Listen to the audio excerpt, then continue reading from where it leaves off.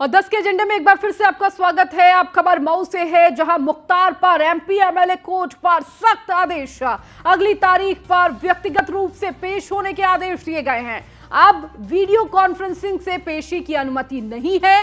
15 सितंबर 2022 को मामले में अगली सुनवाई होगी। तो फर्जी असलहे मामले में अंसारी है आरोपी। और देखिए, अब सख्त निर्देश दिया गया है कि अब वीडियो कॉन्फ्रेंसिंग से सुनवाई नहीं की जाएगी, अब आपको खुद पेश होना पड़ेगा। तो फर्जी असलहे मामले में यह अंसारी पर आरोप है। तो मुख्तार पर एमपी एमएलए कोर्ट से सख्त आदेश दिया गया है।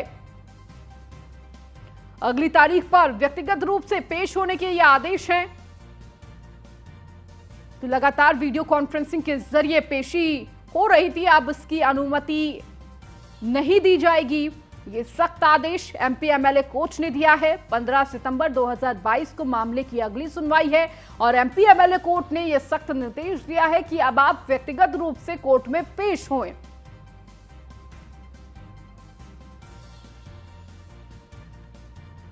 तो बड़ी खबर आपको इस वक्त दे रहे हैं। मुख्तार अंसारी पर लगातार शिकंजा और कसता जा रहा है और मुश्किलें और बढ़ती जा रही हैं।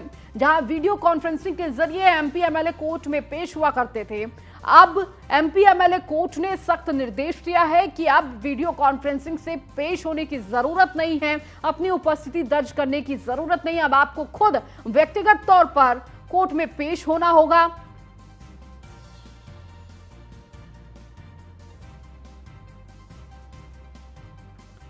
तो अगली तारीख आपको बता दें 15 सितंबर की है।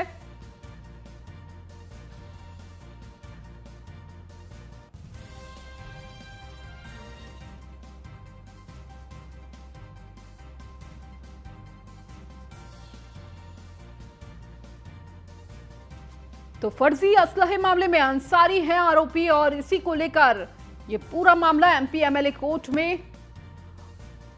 तो अब व्यक्तिगत रूप से 15 सितंबर को मुख्तार अंसारी को आना होगा।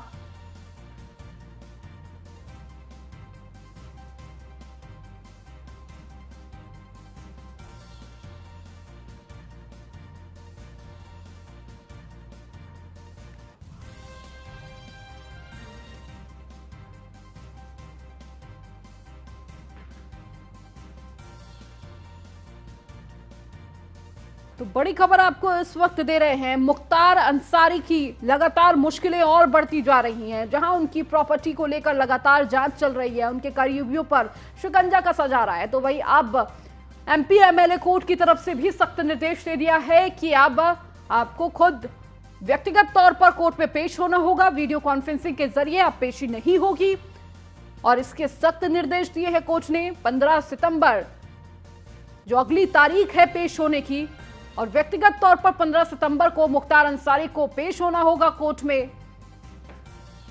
तो फर्जी असलहे को लेकर यह पूरा मामला है। आरोपी हैं मुख्तार अंसारी। तो लगातार मुख्तार अंसारी की मुश्किलें और बढ़ती जा रही हैं। और ज्यादा जानकारी के साथ हमारे संवाददाता मनीष लगातार हमारे साथ जुड़े हुए हैं। मनीष, मुख्तार अंसारी की देखिए मुश्किलें और बढ़ती जा रही हैं और शिकंजा कसता जा रहा है। जहां एक तरफ प्रॉपर्टी को लेकर पूरी जांच चल रही है, उनके करीबियों पर भी शिकंजा कसा जा रहा है, तो वहीं अब दूसरी तरफ एमपी एमएलए कोर्ट ने भी सख्त निर्देश दे दिया है कि आप वीडियो कॉन्फ्रेंसिंग से नहीं, आप व्यक्तिगत तौर पर कोर्ट में आइए। निश्चित तौर से देखिए, मुख्तार अंसारी जब से पंजाब से उनको यहाँ भांडा जेल में शिफ्ट किया गया था, उसके बाद से ही लगातार वो अपनी बीमारी का हवाला देते रहे, अपनी सुरक्षा को लेकर अपना हवाला देते रहे।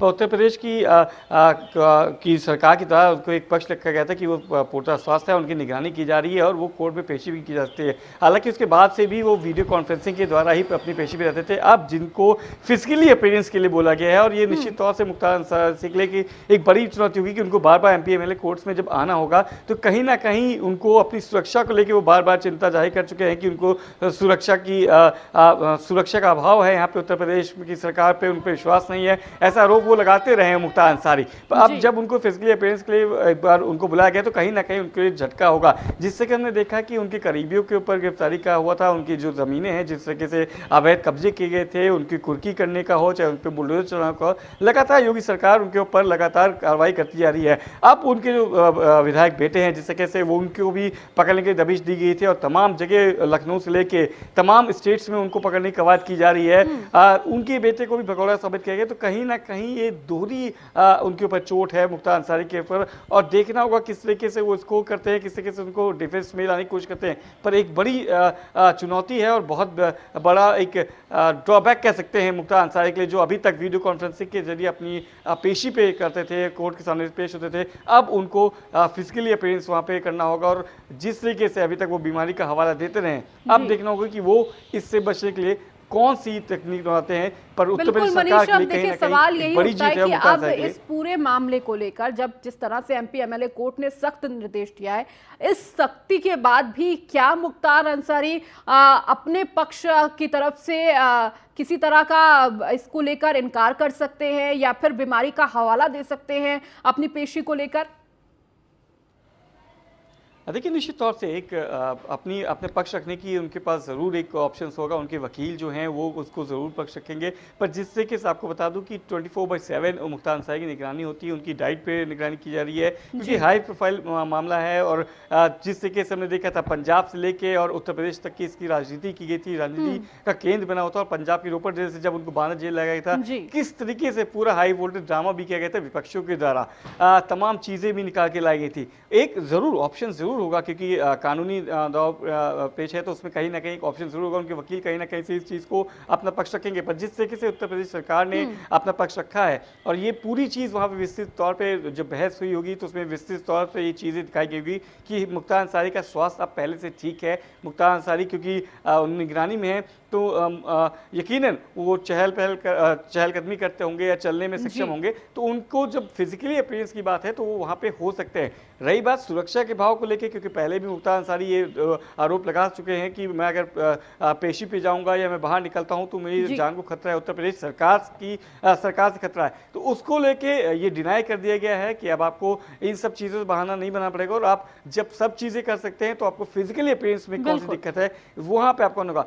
मेडिकली तौर पे आप क्या देखते हैं, मेडिकली तौर पे उनको क्या होता है, क्योंकि इसके पहले मेडिकल भी जब आप किसी दूसरे डिस्ट्रिक्ट से आप डिस्ट्रिक्ट में आते हैं तो उसके पहले का मेडिकल भी होता है, तो यकीनन उत्तर प्रदेश सरकार उनको कहीं ले जाने से पहले उनका मेडिकल कराया जाएगा और मेडिकल रिपोर्ट सही आती है तो आपको वहाँ पे फिजिकली अपीयरेंस होना पड़ेगा। ये मुख्तार अंसारी के लिए बहुत बड़ा झटका जरूर है। जी ठीक है मनीष, आप लगातार हमारे साथ जुड़े रहिए और भी खबरों पर आपसे अपडेट लेंगे। बढ़ेंगे आगे, बात सीतापुर की करेंगे। धरना प्रदर्शन करने वाले मंत्री की सफाई है। कारागार राज्य मंत्री सुरेश राही ने पत्र जारी कर दी है सफाई। हमने कोई धरना प्रदर्शन नहीं किया, ये सुरेश राही ने कहा। हम जन समस्याओं को लेकर डीएम के पास पहुंचे थे तो मीडिया की दिखाई खबर से हतप्रभ हूं, तो ये सफाई दी है।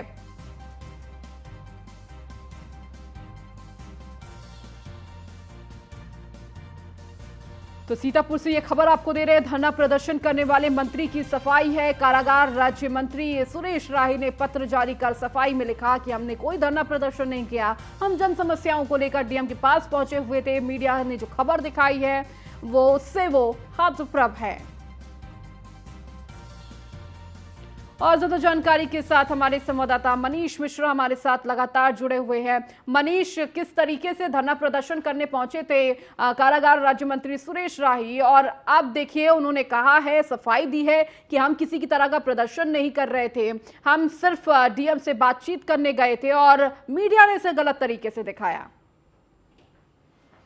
निश्चित तौर से ये उनके बयान से न केवल वो बल्कि मीडिया जगत हाथप्रद है कि जो पिक्चरें हैं, जो वीडियोस हैं, जो विजुअल्स हैं, जिसको हम कहते हैं साक्ष्य के रूप में माना जाता है, और वीडियो कभी झूठ नहीं बोलता है, उसमें साफ तौर पर दिखते हैं कि कलेक्ट्रेट के बाहर बैठे होते हैं और आप राजमंत्री हैं। आप खुद शायद भूल गए कि आप राजमंत्री हैं। आपका अगर आप चाहते तो आप कलेक्ट्रेट के रूम में जाके बैठ सकते हैं, आप कलेक्ट्रेट को अपने पास बुला सकते हैं, आप अपने जो भी गेस्ट हाउस में आप रुके होंगे आप वहाँ उनको तलब कर सकते हैं। इतनी पावर होती है राजमंत्री मंत्री के द्वारा। और राजमंत्री को जाके चबूतरे पे, कलेक्ट्रेट के चबूतरे पे बैठना, ऐसे कौन से कलेक्ट्रेट से बात करते हैं, ये हमारे संज्ञान के शायद मुझे इतना समय हो गया पत्रकारिता करते हुए, मुझे ऐसे कोई मंत्री नहीं दिखे कि वो जाके बैठते हो, उस धरने प्रदर्शन की तरह बैठते हो, लोग उनको पानी पिला रहे हैं, वो कलेक्ट्रेट को अपनी बात रखते हुए समझा रहे हैं, लगातार तर्क करते हुए नजर आ रहे हैं। पर जब यही खबरें दिखाई जाती हैं तो उससे हाथप्रस्त हो जाते हैं मंत्री राही जी। मेरे ख्याल से उनकी उस समय कुछ और रही होगी, मंशा रही होगी, पर वो चीज़ें जब पूरी हो गई होंगी तो वो मीडिया के ऊपर आरोप लगाते हैं। पहला मामला नहीं है, इसके पहले भी आपने देखा होगा सिंचाई के राज्य मंत्री थे, उन्होंने भी एक पत्र वायरल किया था कि जलकल के कर्मियों को सैलरी नहीं मिली, पिछले 4 महीने से सैलरी मिल रही है, जो उस पर भी खबर चलाएगी तो एक लेटर आ जाता है कि ये माननीय मंत्री जी के यहाँ से लेटर वायरल नहीं हुआ है, ये वायरल कहीं और से किया गया। तो ये सब चीज़ें हैं, अगर आप दिखाते हैं खबरें, अगर हम दिखाते हैं कि माननीय मंत्री जी आप धरने पे हैं या माननीय मंत्री जी किसी की परेशानी को उठा रहे हैं, और वो चीज़ अगर आप मीडिया के संज्ञान में आता है, मीडिया उसको दिखाता है कि वो आम जन से जुड़ी खबरें हैं, और आम जन से कोई भी जुड़ी खबर हो, चाहे वो मंत्री कहीं भी बैठे, चाहे मंत्री जो भी काम करेगा, उसको लेके अगर कहीं भी कोई खबर आएगी तो निश्चित तौर से मीडिया उसको दिखाएगी। पहले ही उसके लिए मंत्री आप हाथ पर मजबूर करें, अपने आप को मजबूर साबित करें, और चाहे उसको डिनाई करें, पर जो विजुअल्स रहेंगे, जो खबर रहेगी, वो मीडिया दिखाती है, दिखाती रहेगी। और राही जी वहां पे धरने पे थे, जो पिक्चर्स हैं, जो विजुअल्स हैं, जिससे कि बिल्कुल, और उन्होंने इस पूरी तस्वीर को, इस पूरे साक्ष्य को, जिसका हर किसी के पास वीडियो भी है, उसको पूरी तरह से गलत बता दिया है। और कहीं ना कहीं अब इसको लेकर मीडिया पर पूरा ठीकरा फोड़ते हुए नजर आ रहे हैं। बहुत बहुत शुक्रिया मनीष इन तमाम जानकारियों को देने के लिए।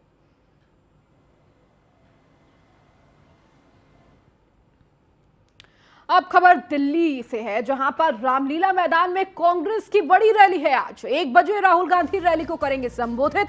महंगाई के खिलाफ हल्ला बोल रैली है, तो महंगाई, जीएसटी, भ्रष्टाचार के खिलाफ ये प्रदर्शन है। महंगाई के खिलाफ कांग्रेस का यह हल्ला बोल है। और देखिए, भारत की राजधानी दिल्ली में कांग्रेस के द्वारा ये हल्ला बोल प्रदर्शन किया जा रहा है। तो जिस तरह महंगाई, जीएसटी को लेकर कांग्रेस लगातार सवाल खड़े कर रही थी कि दिन प्रतिदिन महंगाई बढ़ रही है, जीएसटी को लेकर भी सवाल खड़े करते हुए कांग्रेस नजर आती है। और अब इसी को लेकर आज दिल्ली में रामलीला मैदान में ये पूरा प्रदर्शन होने वाला है। और आपको बता दें कि राहुल गांधी इस पूरे प्रदर्शन में संबोधित करते हुए नजर आएंगे। तो 1 बजे राहुल रैली को संबोधित करेंगे। एक बड़े पैमाने पर इस रैली को आयोजित किया गया है। महंगाई के खिलाफ हल्ला बोल रैली कांग्रेस करने वाली है।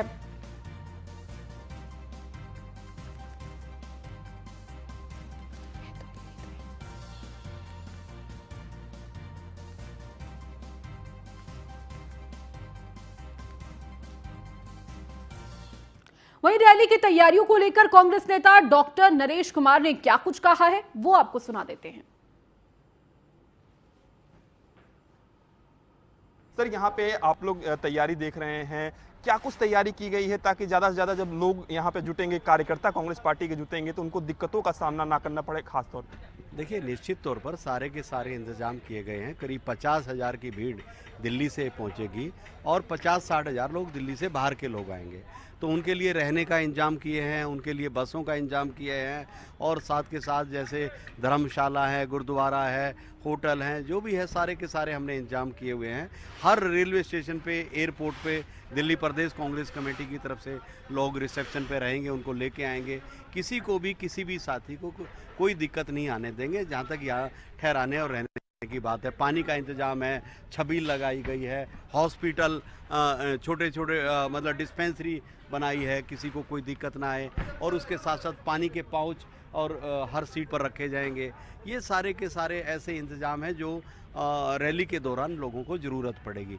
जहाँ तक रही पब्लिसिटी की बात, इंडोर और आउटसाइड पब्लिसिटी, पूरी दिल्ली के अंदर हल्ला बोल रैली के ऊपर होर्डिंग और पोस्टर चप्पे चप्पे पे लगे हैं, ये मेरा कहना है। कितने दिनों से अगर हम बात करें तो ये तैयारी चल रही है दिल्ली के? 8-10 दिन से हम लोग लगे हुए हैं, और हमने ब्लॉक स्तर से लेके, जिला स्तर से लेके प्रदेश स्तर तक सारी की सारी इन तैयारियों को अंजाम दिया है। और इतना ही नहीं, देश के अन्य राज्यों के लोग भी, प्रदेश के अध्यक्ष और दूसरे सीनियर लोग भी इस रैली में हिस्सा लेंगे। और ये जो महंगाई का मुद्दा दिल्ली का नहीं है, पूरे देश का मुद्दा है, और इस मुद्दे के ऊपर कांग्रेस पार्टी हल्ला बोल रही है और बता रही है देश के प्रधानमंत्री को कि 8 साल आपको हो गए और आज महंगाई दर सबसे ज़्यादा हीन 8 साल में, तो आपका काम क्या है? इस सोती हुई सरकार को जगाने का काम ये हल्ला बोली रैली राहुल गांधी के नेतृत्व में और दिल्ली प्रदेश अध्यक्ष अनिल चौधरी के नेतृत्व में होगी। कल के कार्यक्रम की जरा सा रूपरेखा बताइए, कितने बजे ये कार्यक्रम शुरू होगा और कितने बजे इस कार्यक्रम का समापन? निश्चित तौर पर 11 बजे का हम लोगों ने टाइम दिया है, जो लोग इस रैली में हिस्सा बनकर आएंगे, और उसके ठीक 1 घंटे के बाद हमारे वरिष्ठ नेता आना शुरू हो जाएंगे और 12 बजे से स्टार्ट होकर 3 बजे तक चलेगा ये। जी बिल्कुल, और साफ तौर पे आप तैयारियां देखेंगे किस तरीके से यहाँ पे सैकड़ों की संख्या में जो वर्कर हैं जो यहाँ पे काम कर रहे हैं, इस मंच को सजा रहे हैं, और इस पूरे व्यवस्था को आप देखिए तो कहीं ना कहीं एक बड़े स्तर पर तैयारी की गई है। वहीं मंत्री नंदगोपाल गुप्ता नंदी का मेरठ दौरा है। कई योजनाओं के लाभार्थियों से करेंगे संवाद, विकास कार्यों एवं कानून व्यवस्था की करेंगे बैठक। आंगनबाड़ी केंद्र, गौशाला का भी निरीक्षण करते हुए नजर आएंगे नंदगोपाल नंदी। तो कई योजनाओं के लाभार्थियों से संवाद भी करेंगे, विकास कार्यों एवं कानून व्यवस्था को लेकर बैठक करते हुए नंदगोपाल नंदी नजर आएंगे। आंगनबाड़ी केंद्र, गौशाला का भी निरीक्षण करेंगे। और देखिए, सीएम योगी आदित्यनाथ ने सख्त निर्देश भी दिया है कि आप 5 दिन ऑफिस में काम करिए, 2 दिन आप क्षेत्रों में जाइए। और देखिए, हर जिस हिसाब से क्षेत्रों को बांटा गया है, तमाम मंत्रियों को बांटा गया है कि आप उन क्षेत्रों में जाइए, वहां के विकास कार्यों, कानून व्यवस्थाओं का जायजा लीजिए, किस तरह से विकास कार्य चल रहा है, क्या हमने जो रोड मैप तैयार किया है उस रोड मैप पर क्या वो तस्वीर नजर आ रही है, क्या वो जमीनी हकीकत नजर आ रही है। और इसी को लेकर हर मंत्री अलग अलग क्षेत्रों में पहुंचा हुआ है और इस वक्त उस क्षेत्र का दौरा करते हुए ये मंत्री नजर आ रहे हैं। तो देखिए, कई योजनाओं के लाभार्थियों से इस दौरान संवाद करेंगे। केंद्रीय मंत्री नरेंद्र सिंह तोमर का रायबरेली दौरा है। रायबरेली के ऑडिटोरियम सम्मेलन में होंगे शामिल। इसके साथ ही डलमऊ घाट पर गंगा आरती करेंगे नरेंद्र सिंह तोमर। गंगा घाट पर हुए विकास कार्यों का करेंगे अवलोकन। दूसरे दिन महावीर डिग्री कॉलेज में पंचायत सम्मेलन, लगभग 20 कार्यक्रमों में शामिल होंगे नरेंद्र सिंह तोमर।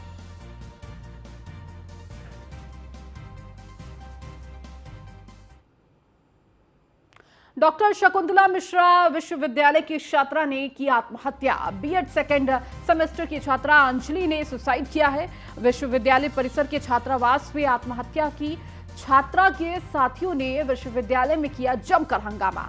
मौके पर भारी पुलिस फोर्स को किया गया है तैनात। तो पारा कोतवाली क्षेत्र के शकुंतला मिश्रा विश्वविद्यालय का ये पूरा मामला है। तो छात्रा के साथियों ने विश्वविद्यालय में जमकर हंगामा किया, तो मौके पर भारी पुलिस फोर्स को तैनात किया गया है। तो पारा कोतवाली क्षेत्र के शकुंतला मिश्रा विश्वविद्यालय का यह पूरा मामला है, जहां एक छात्रा ने आत्महत्या कर ली।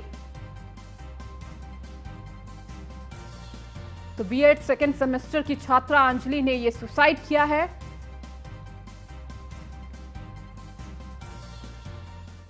बेसिक शिक्षा राज्य शिक्षक पुरस्कारों की घोषणा की गई। 2021 के पुरस्कार के लिए सभी 75 जिलों से एक शिक्षक का चयन हुआ है। तो प्राथमिक और उच्च प्राथमिक विद्यालयों के प्रधानाध्यापक और सहायक अध्यापक शामिल है। 5 सितंबर को चयनित शिक्षकों को दिए जाएंगे पुरस्कार। तो कॉन्वेंट स्कूल की तर्ज पर प्राथमिक विद्यालय का कायाकल्प किया जाएगा। शिक्षक दिवस पर शिक्षक संतोष को मिलेगा राज्य पुरस्कार।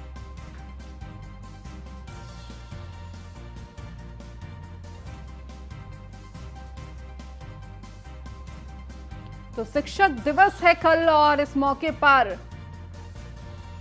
तमाम शिक्षकों को सम्मानित किया जाएगा। तो 75 जिलों के हर एक जिले के एक शिक्षक को सम्मानित किया जाएगा। 2021 के पुरस्कार के लिए सभी 75 जिलों के एक शिक्षक को चयन किया गया है। तो प्राथमिक और उच्च प्राथमिक विद्यालयों के प्रधानाध्यापक और सहायक अध्यापक शामिल हैं।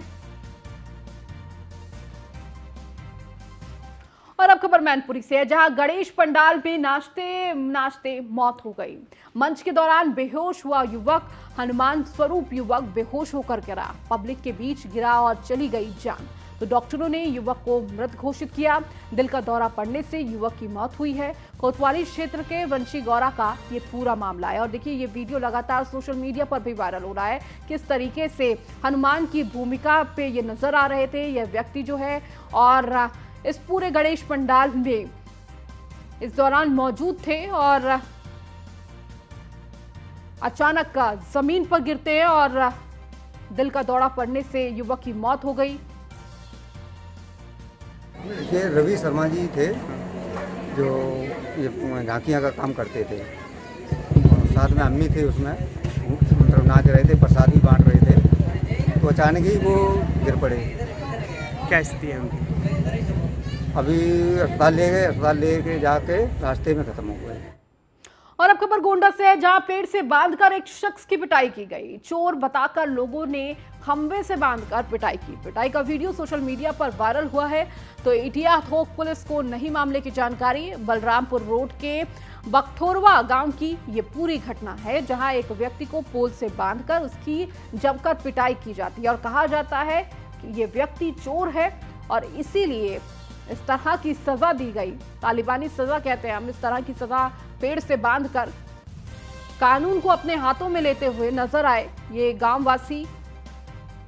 तो वहीं पुलिस को कानो कान इस पूरे घटना की कोई खबर नहीं है। तो चोर बताकर लोगों ने की खंबे से बांधकर पिटाई। तो पिटाई का वीडियो लगातार सोशल मीडिया पर वायरल हो रहा है।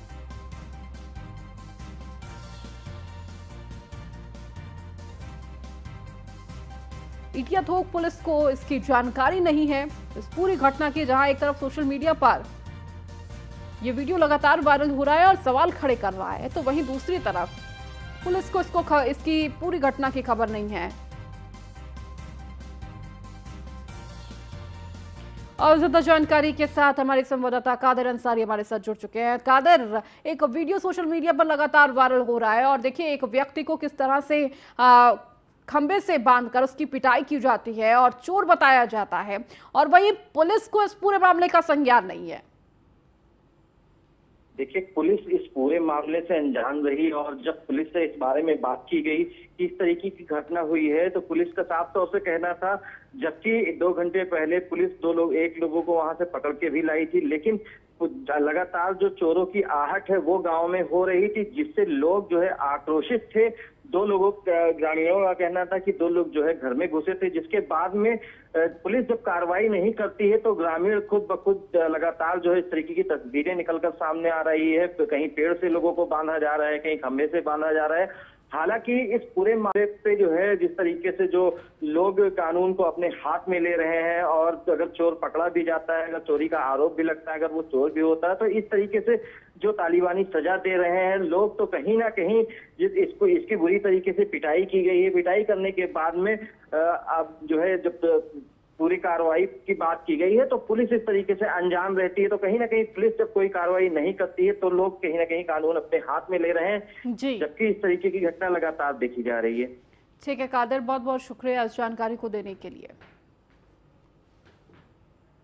तो देखिए किस तरह से तालिबानी सजा देते हुए ग्रामीण नजर आ रहे हैं, और एक तरफ पुलिस ये बयान दे रही है कि उसे किसी भी तरह की इस घटना की खबर नहीं है, कानो कान उसे खबर नहीं होती है इस घटना की, और इसीलिए शायद ग्रामीण जो है इस पूरे जो सजा को अपने हाथों में लेते हैं, और ग्रामीण खुद कानून में हाथ में लेकर इस तरह की सजा देते हुए इस व्यक्ति को नजर आते हैं।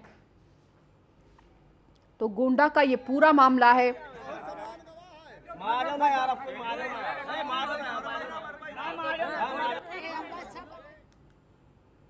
भगवान कृष्ण जन्म के कुछ दिन बाद ब्रज लाडली किशोरी राधा रानी का जन्म उत्सव की तैयारी हो चुकी है। मंदिर में राधा रानी के दर्शन के लिए भक्त पहुंच रहे हैं। राधे राधे नाम की भक्ति में नाचते गाते हुए नजर आ रहे हैं भक्त। राधा रानी के जन्म उत्सव को लेकर ब्रजवासियों में काफी उत्साह का माहौल बना हुआ है।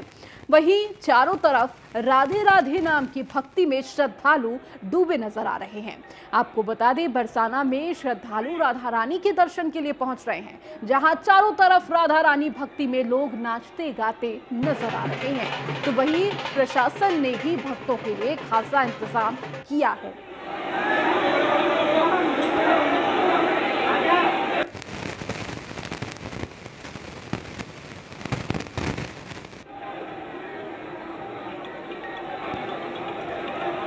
देखिए विशेष व्यवस्था की गई है बरसाना में, और राधा रानी के उत्सव को लेकर तमाम भक्त भी बड़ी संख्या में पहुंच रहे हैं। और आज राधा अष्टमी है और राधा अष्टमी के मौके पर बड़ी संख्या में भक्त राधा जी के दर्शन करने पहुंच रहे हैं। सामने बजत बधाई रानी कीरत में कन्या जाई। आज का दिन वह बड़ा सौभाग्यशाली दिन है। आज के दिन को स्वयं देवता लोग भी तरसते हैं। विधने हम वांछित कीने, देवता लोग कहते हैं हम लोगों को विधाता ने वंचित कर दिया। जो सुख यहाँ प्राप्त है ब्रज में गोपियों के लिए, ग्वाल वालों के लिए, वो सुख हमको प्राप्त नहीं है। तो आज के दिन वह अष्टमी के दिन सुबह 4 बजे राधा रानी के प्राकट हुआ। उसके उपलक्ष्य में आज राधा रानी की जन्म बधाई नंदगांव से आए और कल जो है नंदगांव से फिर आएंगे राधा रानी की जन्म बधाई गाने के लिए। सामने तो 10 के एजेंडे में मेरे साथ फिलहाल इतना ही। बने रहिए न्यूज़ 1 इंडिया के साथ।